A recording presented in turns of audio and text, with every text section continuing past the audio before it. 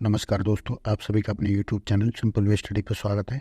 दोस्तों, एक नए वीडियो की शुरुआत करते हैं और इस वीडियो में हम 16 मार्च 2024 के सभी महत्वपूर्ण करंट अफेयर्स को देखेंगे। तो वीडियो में आगे बढ़ने से पहले अगर आपको इस वीडियो का PDF डाउनलोड करना है तो आप हमारे टेलीग्राम चैनल से जुड़ करके इस वीडियो का फ्री PDF डाउनलोड कर सकते हैं। टेलीग्राम चैनल का लिंक आपको वीडियो के डिस्क्रिप्शन बॉक्स में मिल जाएगा। तो चलिए वीडियो की शुरुआत करते हैं। सबसे पहला प्रश्न है, मार्च 2024 में जारी मानव विकास सूचकांक में भारत कौन से स्थान पर रहा है? तो इसमें 134वें स्थान पर रहा है। संयुक्त राष्ट्र मानव विकास सूचकांक में भारत 193 देशों की सूची में 134वें पायदान पर रहा है। जो पिछले वर्ष जो 2021 के लिए रिपोर्ट आई थी उसमें 135वें स्थान पर था। तो इसमें एक रैंक का सुधार दर्ज किया गया है। हाल ही में मानव विकास रिपोर्ट 2023-24 जारी की गई, जिसका शीर्षक breaking the gridlock reimagining cooperation in a polarised world 2022 नाम की ये रिपोर्ट आई है।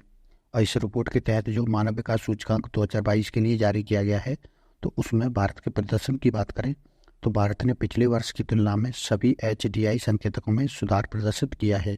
जीवन प्रत्याशा की बात करें तो ये बढ़कर के 67.7 वर्ष हो गई है। और स्कूली शिक्षा के अपेक्षित वर्ष की बात करें तो ये बढ़कर के 12.6 हो गए हैं। और प्रति व्यक्ति सकल राष्ट्रीय आय की बात करें तो ये बढ़कर के $6,951 हो गया है। ठीक है, जो HDI सूचकांक होता है उसमें कई सूचकांक शामिल होते हैं, तो इसमें हमारा एक लैंगिक असमानता सूचकांक भी बहुत जरूरी है। तो इसमें अगर शीर्ष देश की बात करें तो डेनमार्क रहा है, जबकि भारत इसमें 108वें स्थान पर रहा है, जो कि 2021 के लिए 121वें स्थान पर था। तो इसमें भारत ने 17 अंकों का सुधार दर्ज किया है। HDI इंडेक्स में भारत के पड़ोसी देशों के प्रदर्शन की बात करें तो नेपाल और भूटान 146वें और 125वें स्थान पर रह करके भारत के साथ मध्यम मानव विकास श्रेणी में रखे गए हैं, जबकि पाकिस्तान 164वें और अफगानिस्तान 182वें स्थान पर निम्न मानव विकास श्रेणी में रखे गए हैं। चीन 75वें और श्रीलंका 78वें स्थान पर उच्च मानव विकास श्रेणी में रखे गए हैं। EHL ग्लोबल कनेक्टेड रिपोर्ट 2024 द्वारा किस देश को दुनिया के सबसे अधिक कनेक्टेड देश का दर्जा दिया गया है? तो ये सिंगापुर को दिया गया है। हाल ही में प्रकाशित ग्लोबल कनेक्टेडनेस रिपोर्ट 2024 के अनुसार Bharat DHL global connectedness 2023 index पर 62वें स्थान पर रहा है। 2022 के सूचकांक में भारत 67वें स्थान पर था। तो इसमें भारत की रैंक में 5 रैंक का सुधार आया है। प्रतिवर्ष यह report Germany logistic company DHL द्वारा New York university eastern school of business के साथ मिलकर के तैयार की जाती है। किसी देश की दुनिया से कनेक्टिविटी को व्यापार, पूंजी, सूचना और लोगों के वैश्विक आदान प्रदान से मापा जाता है।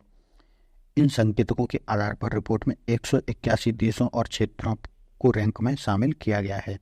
प्रमुख निष्कर्ष क्या रहे हैं? तो विश्व स्तर पर सबसे अधिक जुड़े देश कौन से हैं? तो सिंगापुर इसमें पहले स्थान पर है, नीदरलैंड दूसरे पर और आयरलैंड तीसरे स्थान पर रहा है। और विश्व स्तर पर सबसे अधिक जुड़े हुए क्षेत्र कौन से हैं? तो यूरोप इसमें सर्वाधिक जुड़ा हुआ क्षेत्र है, उसके बाद उत्तरी अमेरिका, उसके बाद मध्य पूर्व या पश्चिम एशिया और उसके बाद उत्तरी अफ्रीका क्षेत्र जुड़ा हुआ है। 2024 की रिपोर्ट के अनुसार भारत दुनिया की सबसे तेजी से बढ़ती हुई अर्थव्यवस्था होने के नाते आने वाले दशक में वैश्वीकरण को आगे बढ़ाने में महत्वपूर्ण भूमिका निभाएगा।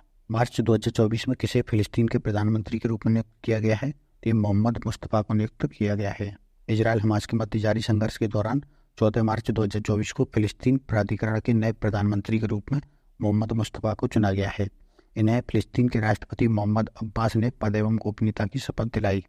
फिलिस्तीन के तत्कालीन प्रधानमंत्री मोहम्मद सद्दये ने हाल ही में इस्तीफा दे दिया था। मार्च 2024 में नई इलेक्ट्रिक वाहन नीति को किसने मंजूरी दी है? तो केंद्र सरकार ने इसको मंजूरी दी है। भारत सरकार ने हाल ही में वैश्विक इलेक्ट्रिक वाहन निर्माताओं को भारत में निवेश करने और भारत को इलेक्ट्रिक व्हीकल के निर्माण केंद्र के रूप में स्थापित करने के लिए नई वाहन नीति को मंजूरी दी गई है। इस नीति के अनुसार विदेशी कंपनियां न्यूनतम निवेश सीमा 4150 करोड़ रुपए और अधिकतम निवेश की इसमें कोई सीमा नहीं रखी गई है। तो कम से कम $5,000 मिलियन का निवेश कर सकती हैं और अधिकतम अनलिमिटेड निवेश कर सकती हैं। विश्व उपभोक्ता अधिकार दिवस कब मनाया जाता है? तो ये मनाया जाता है 15 मार्च को। प्रतिवर्ष 15 मार्च को उपभोक्ताओं के अधिकारों के संरक्षण के लिए विश्व उपभोक्ता अधिकार दिवस मनाया जाता है। यह दिन उपभोक्ताओं के अधिकार को समझने, संरक्षित करने और प्रोत्साहित करने के लिए मनाया जाता है। विश्व उपभोक्ता अधिकार दिवस की शुरुआत 15 मार्च 1962 को मानी जाती है, क्योंकि पूर्व अमेरिकी राष्ट्रपति जॉन एफ कैनेडी ने अमेरिकी कांग्रेस में एक ऐतिहासिक भाषण में उपभोक्ता अधिकार के मुद्दों को संबोधित किया था।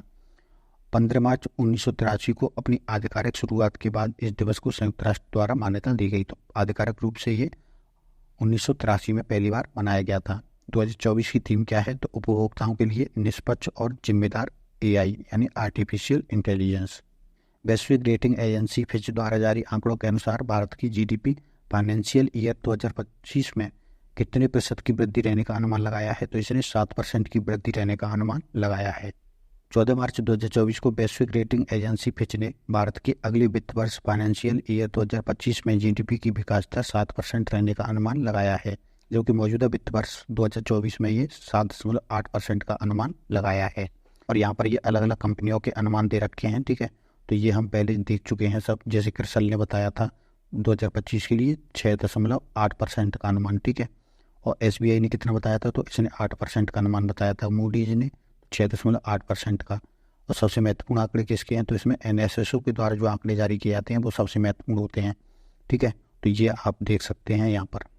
अब हम अन्य महत्वपूर्ण खबरें देख लेते हैं। तो इसमें पहली खबर है, महाराष्ट्र सरकार ने जम्मू कश्मीर में श्रीनगर स्थित कश्मीर के बड़गांव में 2.5 एकड़ जमीन खरीदने का निर्णय लिया है।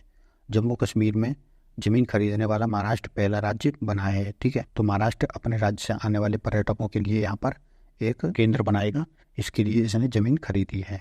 केंद्र सरकार द्वारा सड़क दुर्घटना पीड़ितों को कैशलेस उपचार प्रदान करने के लिए चंडीगढ़ में एक पायलट प्रोजेक्ट शुरू किया गया है। ओडिशा के मुख्यमंत्री नवीन पटनायक ने भुवनेश्वर के कलिंगा स्टेडियम में भारत के पहले इंडोर एथलेटिक्स और जलीय केंद्र का उद्घाटन किया। IIT जोधपुर, कानपुर और पलक्कड़ के शोधकर्ताओं ने एक हाइब्रिड मानव रहित पानी यानी कि ड्रोन की एक नई प्रणाली विकसित की है। ये ड्रोन जो है पानी के भीतर और हवा दोनों में काम कर सकता है। तो ये तीनों ही IIT ने मिलकर के इस पर विकास कर रहे हैं। भारत की अग्रणी सौर company Tata power solar system limited ने छत्तीसगढ़ के राजनांदगांव जिले में भारत की सबसे बड़ी सौर और बैटरी ऊर्जा भंडारण प्रणाली परियोजना की स्थापना की है। भारत के चुनाव आयोग ने 14 मार्च को अपनी आधिकारिक वेबसाइट पर सुप्रीम कोर्ट के आदेशानुसार चुनावी बॉन्ड का डेटा प्रकाशित किया है।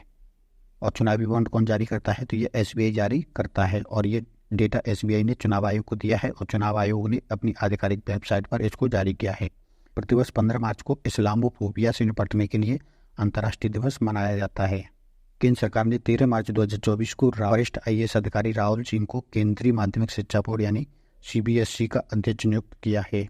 रक्षा मंत्री राजनाथ सिंह ने 3 लाख कैडेटों को जोड़कर NCC की शक्ति बढ़ाने के प्रस्ताव को मंजूरी दी है। और इसकी शुरुआत जो है NCC की 1948 में हुई थी। उस समय इसमें केवल 20,000 कैडेट थे। अब इसके कैडेटों की संख्या बढ़कर के 20 लाख हो गई है।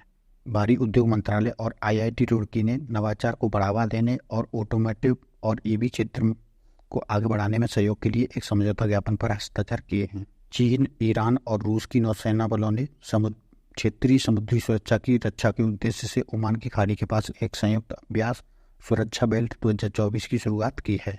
भारत और सिंगापुर ने कानून और विवाद समाधान क्षेत्र में सहयोग के लिए एक समझौता ज्ञापन पर हस्ताक्षर किए हैं। तो दोस्तों, ये थे हमारे 16 मार्च 2024 के सभी महत्वपूर्ण करंट अफेयर्स। इस वीडियो में फिलहाल इतना ही। अगर आपको ये वीडियो पसंद आया है तो वीडियो को लाइक कर दीजिए, चैनल को सब्सक्राइब कर लीजिए एवं अपने दोस्तों तक भी शेयर कर दीजिए। धन्यवाद।